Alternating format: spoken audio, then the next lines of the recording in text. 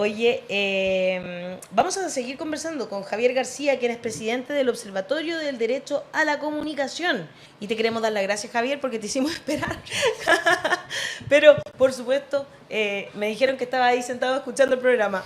Sí, no, bien entretenido, saludando a viejos amigos, conociendo a gente que conocía virtualmente, así que bien, hemos aprovechado la visita. Qué bueno, eso me encanta.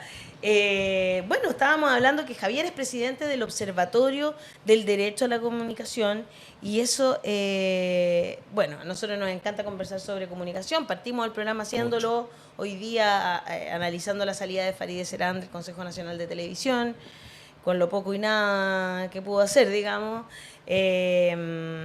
Pero queríamos preguntarte por ciertos casos judiciales que están ahí, ¿no es cierto?,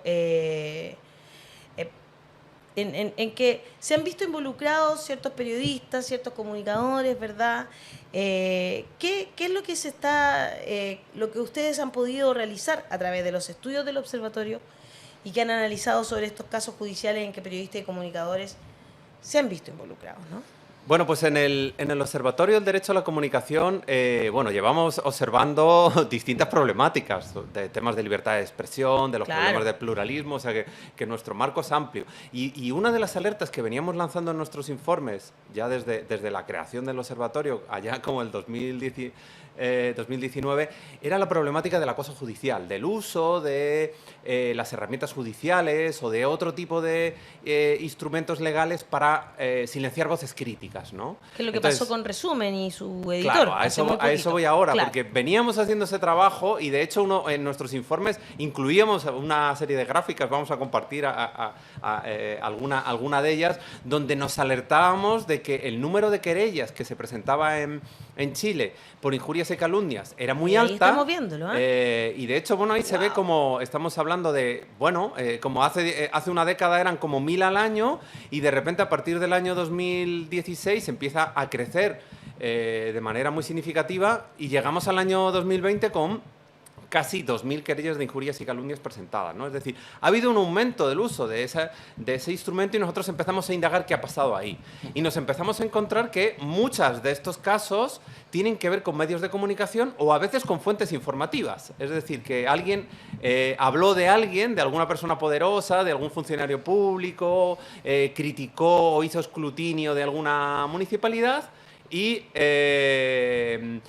digamos que se vio inmerso en este proceso, ¿no? Y de hecho también pasamos a analizar qué pasaba con estos procesos y nos llamó mucho la atención que muy pocos terminaban en condena y que quedaban por el camino, ¿no? Algunos eran directamente inadmitidos a trámite porque el juez decía, oye, aquí no hay ningún delito, aquí usted está acusando innecesariamente porque no ha habido un delito. Se ha hablado de usted, se le ha citado, utilice el derecho de réplica o esto es libertad de expresión. Pero muchos casos son tramitados. Entonces, ¿qué ocurre cuando a ti, como periodista, como comunicador o como fuente periodística, pues te ves involucrado en un proceso judicial? Pues que te asustas. Te asustas porque si tú vas al Código Penal o a la Ley de Prensa, de repente ves que la pena que incluye las injurias y calumnias, aunque sean leves, es de presidio. Y no te asustas solo tú, sino que se asusta todo tu entorno y todos los que se enteran. O sea, como que uno dice, chuta, ya me están atando las manos, ¿no? Claro, y eso es lo que se denomina en el ámbito de la libertad de expresión de todos los organismos internacionales el efecto inhibitorio. Claro. El efecto silenciador que tienen este tipo de normas legales. Y de hecho, ¿qué pasaba en el caso de Chile?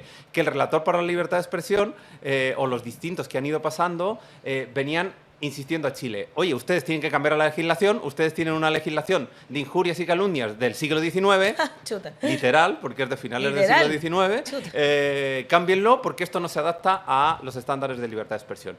Y de hecho había varios casos judiciales corriendo, ¿no? Uno de los casos judiciales corriendo en el sistema interamericano es una condena que tuvo el ciudadano hace unos años, 2014, 2015, si no recuerdo mal, donde fueron condenados por injurias y calumnias, una pena de presidio, como no tenías antecedentes, no vas a la cárcel.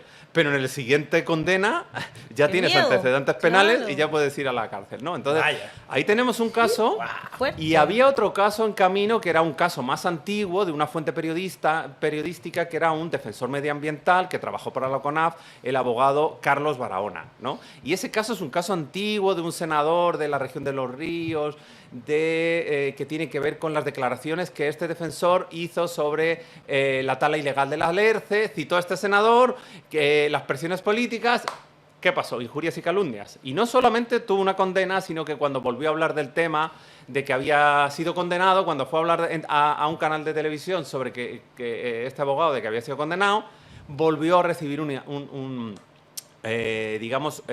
querella, recibió una querella de este senador. Entonces, claro, ¿qué pasó? Ese defensor de medioambiental no volvió a hablar del tema. Por supuesto. Pero tuvimos la suerte de que Carlos Barahona dijo, yo no voy a hablar del tema, me voy a autocensurar, pero yo este caso lo voy a llevar al sistema interamericano. Lo llevó a la Corte Suprema, en la Corte Suprema le fue bastante mal, pero en el sistema interamericano le fue bien, muy lentamente. Y yo ahí también quiero destacar la labor que hizo la clínica jurídica de la UDP, porque fueron quienes apoyaron todo este caso, que son décadas, o sea, estamos hablando de casi 20 años, ¿no? Bueno, la semana pasada tuvimos la sentencia de este caso. Y la sentencia de este caso lo que dice es que se vulneró la libertad de expresión de este defensor medioambiental, Carlos Barahona Brey, y no solo dice eso, dice que además se vulneraron sus garantías judiciales. Wow. Porque no hubo una protección por parte de los organismos judiciales, que tenían que haber determinado que el interés público de las expresiones que estaba haciendo esta persona sobre la actividad de altos funcionarios públicos era un tema de interés público y que lógico, eso debía ser protegido por la libertad de expresión. No lo hizo, se prefirió sobreproteger el nombre y el derecho a la honra de este senador y, bueno, a juicio de la Corte Interamericana, ahí lo que hace es dar la razón a todos los llamamientos que venía haciendo el sistema interamericano y el relator y dice, esto es un atentado contra la libertad de expresión, contra las garantías judiciales, pero además dice otra cosa, Chile tiene que cambiar su normativa y no puede permitir que los funcionarios públicos puedan utilizar el derecho penal como una forma de intimidar el escrutinio público. Y eso es muy relevante porque justo ahora en enero supimos de un caso que tú has citado antes, que es el caso del periódico Resumen de Concepción, claro, que uno de sus editores en enero fue condenado a 61 días de cárcel, a una multa de 11 UTMs, la remiten, como no tiene antecedentes, la remiten por una firma mensual, pero es que por el camino ese mismo comunicador tiene otra querella en camino de otra municipalidad. Aquí fue un funcionario público, un antiguo militante del PPD, Rodrigo Darot, el que se querelló. Ahora se está querellando la municipalidad, creo, de Talcahuano, si no me equivoco. Entonces, claro, porque sacó otro reportaje sobre un caso de sobresueldo, ¿no es cierto?, vinculado a la iglesia, que es el segundo, digamos. Claro, la cuestión es que, claro, ¿qué mensaje se está dando? Que, claro, cuando tú tienes este régimen jurídico que ahora la Corte Interamericana dice ustedes lo tienen que cambiar porque esto es incompatible con la Convención Americana de Derechos Humanos, lo hace por esto, porque se presta al acoso judicial y al autosilenciamiento. Y esto es una práctica que funciona, sobre todo en relaciones asimétricas, cuando el medio de comunicación es un medio pequeño, cuando es un medio de regiones, cuando no tienen su staff unos abogados, es decir, ellos son presa fácil, ¿no? Un medio de comunicación grande, bueno, dice, bueno, me metes una querella, yo tengo mis abogados, yo tengo mi equipo jurídico, puedo enfrentarla. Pero un medio pequeño no. Un medio pequeño de repente que te condenen a 11 UTMs, pues es un problema financiero, pero, ¿no? Por supuesto, te puede llegar a quebrar incluso. Y ahí estamos viendo el caso por el cual perdió el juicio efectivamente el editor de Resumen, Felipe Soto, que, bueno, Resumen también es uno de los medios con el que estamos agrupados, ¿no es cierto?, en esta nueva asociación de medios digitales independientes. Y por eso también queremos mandarle nuestro apoyo a Felipe, pero con esto yo siento que nos silencian. O sea, de verdad que mientras en la Cámara se tramita un proyecto de ley que protege a los comunicadores y comunicadoras, que esperamos que sea bastante amplio, ¿verdad? No solo a periodistas, porque a la calle no solo salimos los periodistas, también salimos junto con camarógrafos, fotógrafos, etcétera, ¿no? Pero se viven este tipo de cosas que además como que yo siento que no tienen ninguna repercusión en la opinión pública. Y como que al final, Chile, ¿qué está haciendo con respecto de esto? Bueno, este caso fue conocido internacionalmente porque de hecho hicimos una alerta desde el Observatorio del Derecho a la Comunicación y todas las organizaciones internacionales de libertad de expresión se hicieron eco, se alarmaron, nos preguntaron qué estaba pasando en Chile. La Sociedad Interamericana de Prensa y sus asociadas lo publicaron en su web, hicieron también un comunicado de prensa y lo cierto es que el único país donde los grandes medios no publicaron nada fue en Chile. Es decir, los propios socios de la SIP en Chile, como el Mercurio y otros, no publicaron nada sobre esta noticia que están publicando ustedes. Entonces, es llamativo, ¿no?, la preocupación que hay con los temas de libertad de expresión. O, por ejemplo, esta condena que ha tenido en la Corte Interamericana de Derechos Humanos ha salido en la prensa chilena, pero ha salido en la prensa chilena sin énfasis, ¿no? Como, bueno, sí, ha salido una sentencia. Es que es la 6ª sentencia de la Corte Interamericana de 18 que dice que hay vulneración de la libertad de expresión en Chile. Es decir, 1/3 de los pronunciamientos de la Corte Interamericana de Derechos Humanos declaran que Chile ha vulnerado la libertad de expresión. Y además tenemos casos emblemáticos. Es decir, que cuando uno estudia Derecho y estudia libertad de expresión y los estándares del sistema interamericano, ve Chile por todas partes. La sentencia tal, la sentencia Última Tentación de Cristo, la sentencia de Claude Reyes por el tema de acceso a información pública, y ahora vamos a tener el caso de Carlos Barahona contra Chile como otro elemento. Entonces, claramente, cuando uno estudia estos temas a nivel internacional, uno dice, bueno, ¿qué está pasando en Chile? Chile parece indicar que tiene deficiencias con los temas de libertad de expresión, porque es significativo. Son muy pocos casos los que llegan a la Corte. Eso es un buen indicador. Dice, bueno, es un país que protege los derechos humanos. Pero cuando vemos los casos que llegan a la Corte, vemos que uno de ellos, y además 1/3, tiene que ver, de esas sentencias, tienen que ver con libertad de expresión. Por lo tanto, bueno, ahí hay una alerta y que hay que tomar en consideración, ¿no? Claro, sin duda. Así que, y de hecho... ¿Hacia dónde deberíamos ir? Porque finalmente lo que estamos conversando es que, claro, se querellan contra ti por injuria y calumnia. Que es, o sea, por injurias en generalmente, además, con publicidad, que eso es lo que... Pero es súper difícil determinar lo que es una injuria, porque es como que tú tienes ánimo de injuriar a esa persona. Claro. No tiene nada que ver con la veracidad o no. Claro. De lo que tú estás publicando. Y eso es una de las cosas que alerta la sentencia de la Corte, la imprecisión de estas tipificaciones penales. Pero es que no solamente ocurre con las injurias y calumnias, porque en Chile se ha utilizado la ley de seguridad del Estado, se ha utilizado también hasta contra artistas que han hecho performances públicas, ¿no? Claro.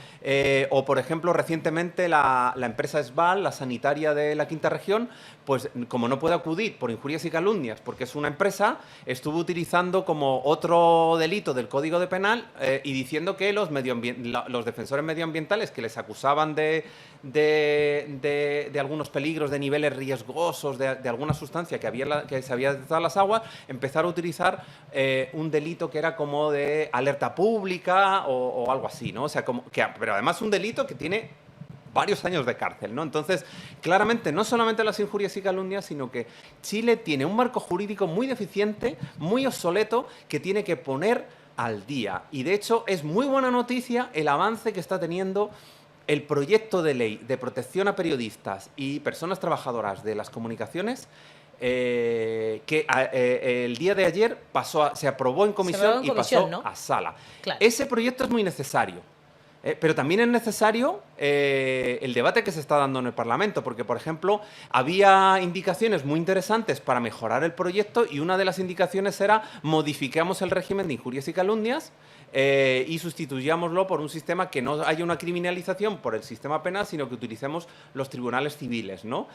Y esa indicación, por ejemplo, no ha entrado, ¿no? Entonces, en ese sentido, es importante que se apruebe este proyecto y es una oportunidad muy buena para introducir mejoras, y una de ellas la de injurias y calumnias. Ahora no ha habido oportunidad, pero si no es dentro de este proyecto, Chile ya está obligado por esta sentencia de la Corte Interamericana a modificar su régimen de injurias y calumnias. Entonces, si no lo hace en este proyecto de ley, lo va a tener que hacer en otro porque el sistema interamericano le va a estar insistiendo. Y además no solo eso, en los tribunales ahora Por ejemplo, en el caso de Resumen, este es uno de los argumentos que van a utilizar el equipo jurídico de Resumen, con el que estamos colaborando desde el observatorio.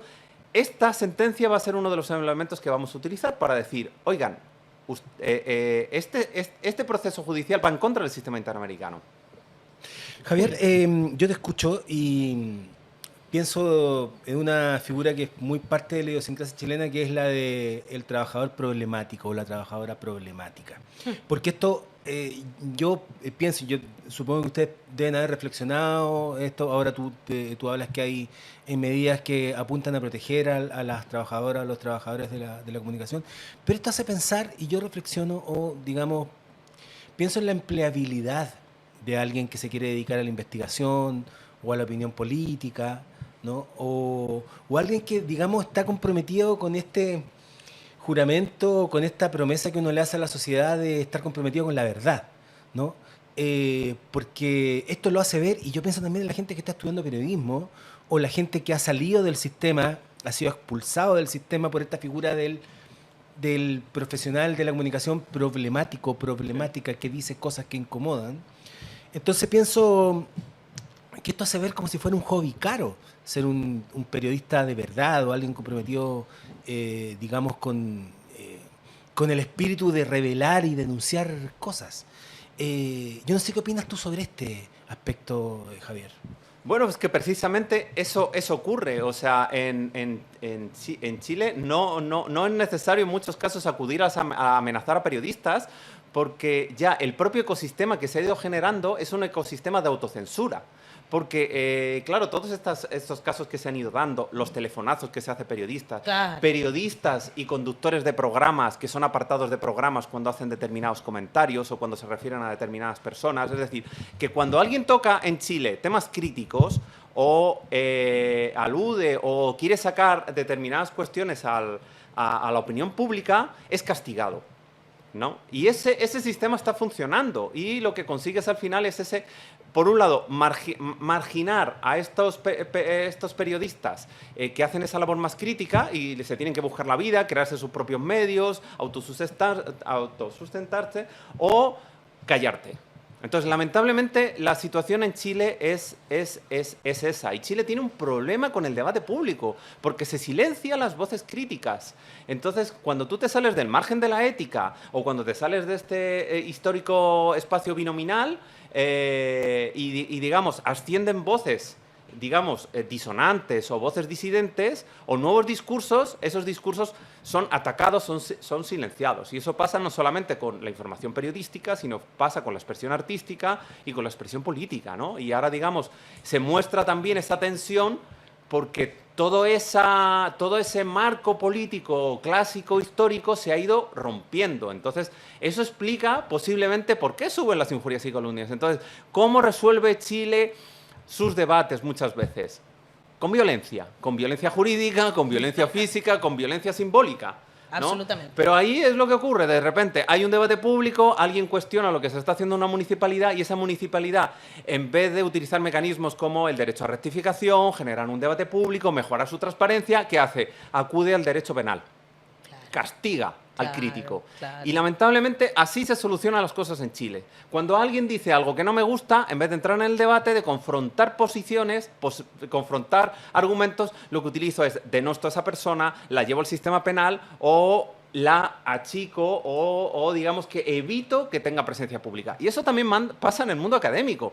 Cuando tú tienes en el mundo académico personas que cuestionan determinados dogmas, pues son susceptibles de que, digamos, estas redes que hay más invisibles, de influencias que hay, pues alguien pueda llamar al decano, decana, al rector y, bueno, y al final se convierte en lo que tú decías, la persona molesta. Y esa persona molesta se da, en la opinión, en cualquier espacio que pueda tener incidencia en la esfera pública. Y es algo que venimos detectando en el observatorio. Es decir, este problema lo vemos muy claro en el ámbito del periodismo porque hay unos estándares internacionales, pero si nos vamos a la expresión artística o si nos vamos a la expresión académica, también hay problemas de silenciamiento. Entonces, desde nuestro punto de vista, hay un problema estructural que Chile se lo tiene que mirar y se lo tiene que mirar seriamente, y nosotros ahí en nuestros informes siempre vamos alertando. Desde acá lo hemos vivido, ¿ah? Sí, Todas esas. o sea, porque sí, yo me pregunto, oye, el a ti- debate, por ejemplo, que se silencia cuando... A ti nunca más te invitaron a ningún matinal, Ale, ¿no? De hecho, en el único programa de televisión abierta que me invitaron es un programa de entretención que yo pensé que no iba a salir porque estaba yo prácticamente. Porque te juro, ahora hace poco vi que sí, voy a salir en esta temporada. A Hassan lo he visto en CNN. A Hassan lo invitan a CNN, pero a Hassan lo silencian mucho desde la academia. Mira. Mucho desde la academia. Y las redes sociales son caldo de cultivo para eso de una Claro. manera tremenda, sobre todo hacia las mujeres, hacia las disidencias, ¿no? Esa es otra forma, el acoso Exacto. judicial cuando tú te conviertes en una persona que revela cuestiones incómodas. Lo vemos con esta periodista, ay, se me olvidó el nombre, Barraza, que ha publicado varias Josefa. investigaciones. La Josefa. Josefa ha publicado investigaciones bien relevantes sobre temas que ningún medio está hablando y, por ejemplo, ahora en sus redes sociales pues hacía mención a que le habían hecho una entrevista creo que para un canal de televisión, pero que luego no salió la nota, ¿no? Entonces ahí vemos un caso de silenciamiento. A mí Es decir, me no entrevistaron solamente a de Josefa. la segunda y no salió. Me entrevistaron como concejala, ni siquiera como, Claro. como periodista dando una opinión. Como concejala y no salió. Salió hay- solo el concejal de derecha. Y habrá que ver también en las redes sociales, o sea, el acoso cibernético que puedes estar sufriendo tú o que ha estado sufriendo Josefa cada vez que publica alguna de sus investigaciones. Entonces, claro, hay gente que, digamos que por resiliencia dice, bueno, pues voy a continuar con esta pelea, pero es que, claro, es que hacer periodismo no tiene que ser una actividad de heroicidad. Claro. De alto riesgo, claro. Claro, finalmente, entonces ¿no? se convierte en eso de repente. Tú tienes que elegir entre la pega y sobrevivir. Entonces, claro, hay otros que dicen, oye, mira, yo tengo una familia, yo no quiero exponer a Por mis supuesto. hijos, como le ha pasado a otro periodista Un hobby histórico, al carísimo, ¿no? Paulsen, Sí. que ahora dice que, o leí hace poco, que amenazaron a sus hijos o que llegaron mensajes a su familia. Entonces, claro, lamentablemente el periodismo no puede ser eso. No puede ser Exacto. eso. Y al final, pues mucha gente opta por autocensurarse y decir, bueno, no voy a hablar de este tema, no me voy a complicar la vida. Entonces, eso no puede ser así, porque estamos haciendo un daño muy fuerte a la democracia. Y es un daño, el problema de estas prácticas es que son prácticas poco visibles. Claro, muy- porque ¿dónde las visibilizas? Claro, Si el resto son de los medios de sutiles. comunicación no quieren. Claro, por eso es visibilizarla, muy digamos. importante todo esto del Claro. proyecto de ley, por eso es muy importante que los medios de comunicación hablen de estos casos, que problematicen. Y no solamente de casos de Matías del Río, o sea, si el caso de Matías del Río y el debate que se generó era interesante, era importante verlo. Pero claro, mientras estaba pasando lo de Matías del Río, de repente habían detenido a una comunicadora arbitrariamente, hay otros comunicadores, algunos que están a metros de aquí, que Algunos no los enfrentan... dejaron entrar a Chile, me acuerdo. O que enfrentan situaciones de criminalización judicial por desórdenes, porque estaban cubriendo una manifestación. Pregúntale y- a nuestro editor. Claro, y nada de eso se habla. Es decir, está muy bien que hablemos del caso de Matías del Río, pero ¿qué pasa con toda esta gente? ¿Qué pasa con la gente que ha sido detenida en manifestaciones? ¿Qué pasa con el tema del espionaje que ha habido de los seguimientos a periodistas? Claro. Todo eso son temas importantes. Y es por eso que en el observatorio ahora hemos pasado a una patita más y además de hacer estos informes, ahora este mes estamos comenzando, hemos iniciado una campaña que se denomina con el hashtag Comunica sin miedo.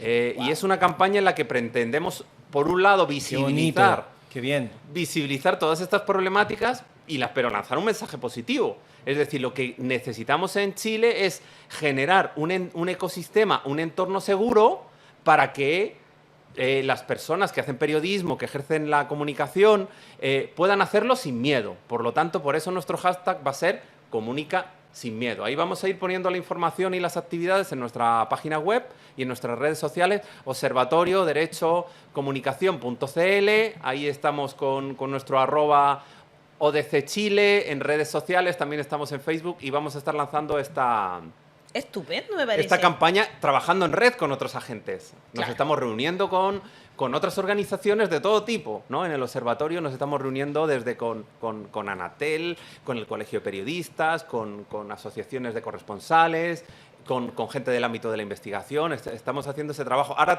trajimos, por ejemplo, el sábado pasado a Adriana León, que ahí vemos su foto, y estuvimos dando un taller donde estuvimos hablando de la situación internacional, del impacto que habían tenido las crisis políticas en el periodismo de América Latina, ¿no? Tanto en el tema de investigación como en los problemas de cobertura. Porque vemos las imágenes de Perú y las agresiones que se están dando a la prensa en Perú, o que pasó en la crisis de Colombia, también, ¿no? O cada vez que hay crisis, de repente vemos cómo hay mucha hostilidad hacia la prensa. Y la hostilidad ha aumentado.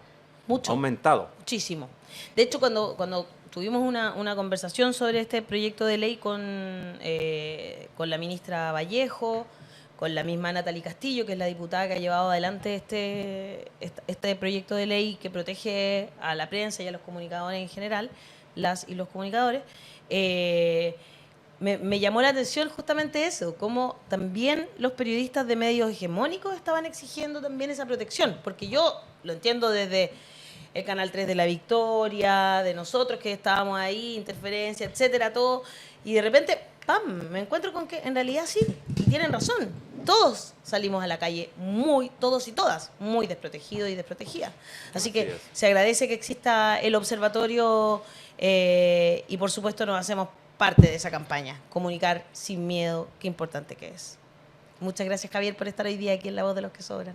Bueno, muchas gracias por existir, lo primero, por todo el esfuerzo que han hecho en este proyecto, por salir adelante, por sacar todos estos temas y tomar esta alternativa de decir no nos vamos a callar, no nos vamos a silenciar, queremos seguir comunicando sin miedo. Entonces yo ahí valoro todo ese trabajo y esfuerzo que han hecho en este y en otros medios con esta asociación que han creado de medios digitales. No podríamos salir adelante sin el público, que es el que finalmente se pone ahí con dinero para que podamos seguir adelante, porque si no, no podríamos. Sí, entonces destacar y valorar mucho todo eso y claro, siempre agradecer que tengan interés en que les hablemos de estos temas que para otros medios y que para otros espacios son incómodos. A mí todavía no me han invitado a nadie del observatorio, nos han invitado de algún medio grande. ¿Pero cómo? Y somos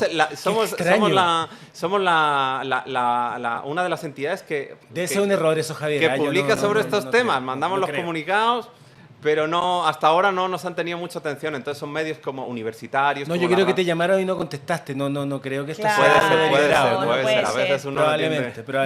No puede ser. Bueno, con eso terminamos el programa del día de hoy. Muchas gracias por todo. Gracias por quedarse hasta el final. Oye, la gente se quedó hasta el final. Muchísimo público viéndonos hoy día. Así que muchas gracias, por supuesto, por ese apoyo constante.